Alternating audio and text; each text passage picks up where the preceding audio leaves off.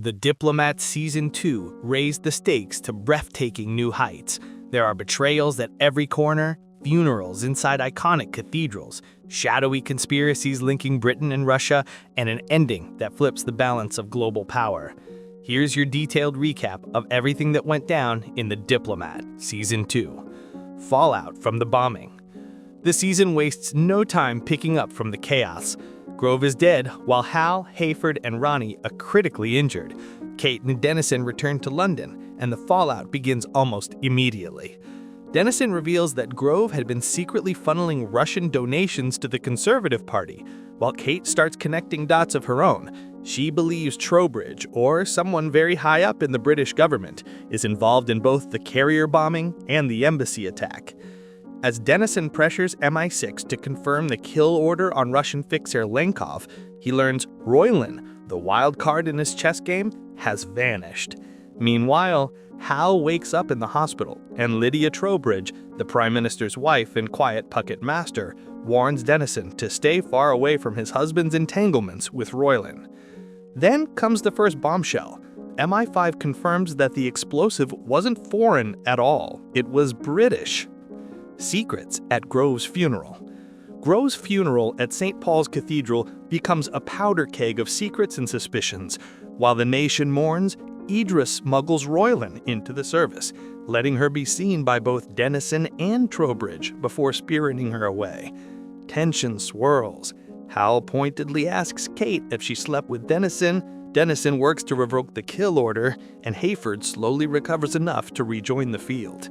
Kate manages to arrange a clandestine meeting between Roylin and Dennison. Roylin reveals the kind of information that changes the game.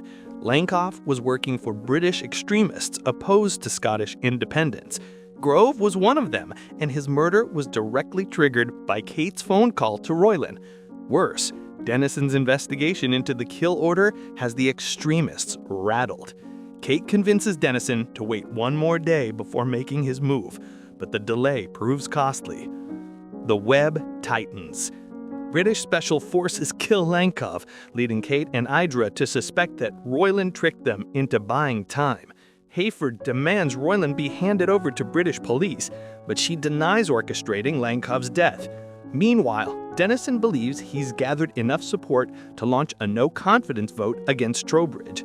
The stakes rise again when Trowbridge invites Kate and Hal to Scotland, ground zero for the independence tensions that fuel the entire conspiracy. But public opinion isn't in Dennison's side. While MPs are frustrated with Trowbridge, the public still views him as a national hero. His motion begins to lose momentum, and Dennison privately considers resigning, planning to take down Trowbridge alone. Fireworks, flashbacks, and breaking points. At the Independence Day party at Winfield House, tensions ignite, literally and figuratively. Hayford, still rattled from the bombing and battling PTSD, is tested by a mysterious woman, later revealed as a CIA plant. The fireworks trigger flashbacks for both Hayford and Hal, who struggles as Kate comforts him. This is the personal toll of political war. Hal later admits to Kate that his resentment toward her has clouded his judgment, and she forces him to decide whether he's truly in or out. Kate then persuades Idra to let Hal speak to Roylin first. The gamble pays off. Roylin confesses that she herself hired Lenkov, orchestrating a false flag operation intended to cause minimal damage. But things spun out of control when her associate Stendig planted a real bomb when Grove panicked.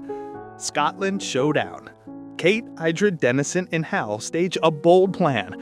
Have Roylin confess directly to Trowbridge, then observe his reaction to prove his innocence or guilt. In a tense scene, Roylin spills everything to the Prime Minister. His response? Violence. Trowbridge attacks her, slamming her to the ground, forcing Kate and the others to intervene. The shift is seismic. Trowbridge refuses to arrest Roylin, leaving Idra to shelter her under CIA protection, despite Kate's objections. When confronted, Trowbridge realizes Kate had suspected him all along, shattering any trust between them.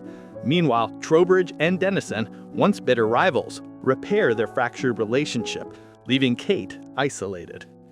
Enter the Vice President. Iger's report alarms both the CIA director and the White House. Vice President Grace Penn arrives in London to help negotiate a solution. Trowbridge pushes to bury the scandal.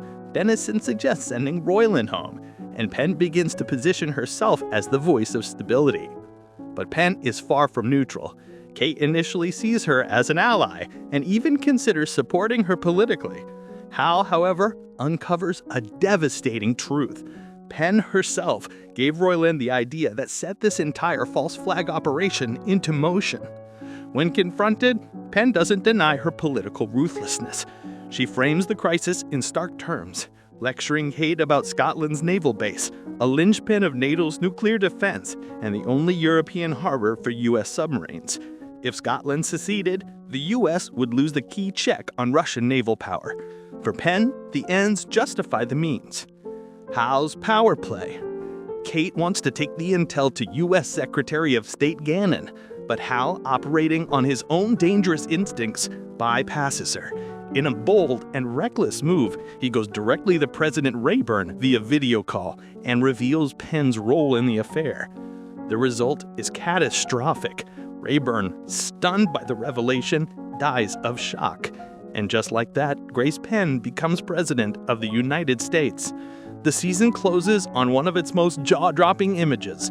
Kate, horrified, as Secret Service agents swarm to protect the new commander-in-chief. The ripple effects of this moment will define everything moving forward. And looming over it all, Scotland's independence question, the shadow of Russia, and the possibility that Kate herself may still ascend to the vice presidency, a role now entangled with scandal, death, and betrayal. If you like this video, like, share, and subscribe to First Curiosity. For now, Kate Wheeler stands at the center of a storm that could determine the future of the Western world.